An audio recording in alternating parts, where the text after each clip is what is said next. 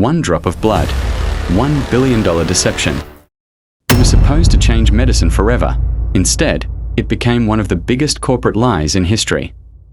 She was hailed as the next Steve Jobs, a 19-year-old Stanford dropout who promised to revolutionize healthcare with a single drop of blood. Investors called her a genius. The media called her a visionary. But behind that billion-dollar smile was one of the biggest lies in Silicon Valley history. This is the story of Elizabeth Holmes and the $65 billion lie that fooled the world. In 2003, a 19-year-old student named Elizabeth Holmes dropped out of Stanford University. Her dream was bold: to create a device that could run hundreds of blood tests using just one drop of blood. No more needles, no more waiting days for results, just one simple prick and instant answers. It sounded revolutionary, and investors were desperate to believe it. Holmes raised millions in funding, assembling one of the most powerful boards in corporate history. Former U.S. Secretaries of State, retired generals, billionaires, and CEOs. By 2014, her company Theranos was valued at $9 billion. Holmes herself was worth over $4 billion on paper. She wore a black turtleneck like Steve Jobs, spoke with confidence, and promised to change the world.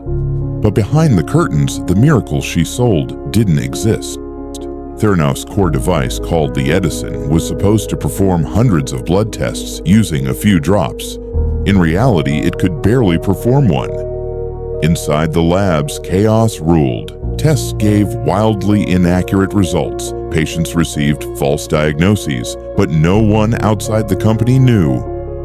Holmes had built a culture of fear. Employees were silenced with non-disclosure agreements, watched by private security, and fired if they spoke out. When scientists raised concerns, Holmes reportedly replied, "They don't understand what we're building." And while the machines failed, the marketing continued. Partnerships with Walgreens and Safeway went live. Real patients were tested. Real lives were put at risk. Theranos was built on a secret, and Holmes was determined to protect it at all costs. In 2015, a Wall Street Journal reporter named John Carreyrou received a tip from a former Theranos employee. The whistleblower claimed that the machines didn't work and that Theranos was using traditional lab equipment in secret. Carreyrou began investigating. What he found would expose one of the biggest corporate deceptions in history. In October 2015, the Wall Street Journal published its bombshell story. It revealed that Theranos' miracle technology was fake, that patients' blood tests were dangerously unreliable, and that Holmes had lied to investors, partners, and the public. The truth was finally out, and the house of cards began to collapse. Regulators launched investigations, investors pulled their money, partnerships dissolved overnight. By 2016, Theranos was banned from running blood tests. The company's value, once $9 billion, dropped to zero. In 2018, Elizabeth Holmes and her partner, Sunny Balwani, were charged with multiple counts of wire fraud and conspiracy. They were accused of deceiving investors and putting patients in danger, all to protect their image and valuation. The woman once praised as a genius was now being called a fraud. By 2022, Holmes was sentenced to over 11 years in prison. Her empire of illusion had finally come crashing down. Theranos isn't just a story of fraud.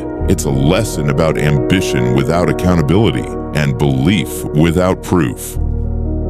Holmes wasn't alone in her deception. She was enabled by investors who didn't ask hard questions, by media desperate for a new hero, and by a system that values hype more than honesty. In the end, Elizabeth Holmes' biggest invention wasn't a medical device. It was an illusion, a story so powerful, even the smartest people in the world believed it. In business, you can fake success for a while, but you can't fake results forever. If you found this story shocking, subscribe to Hidden Ledger, where every week we uncover the truth behind the world's biggest business lies.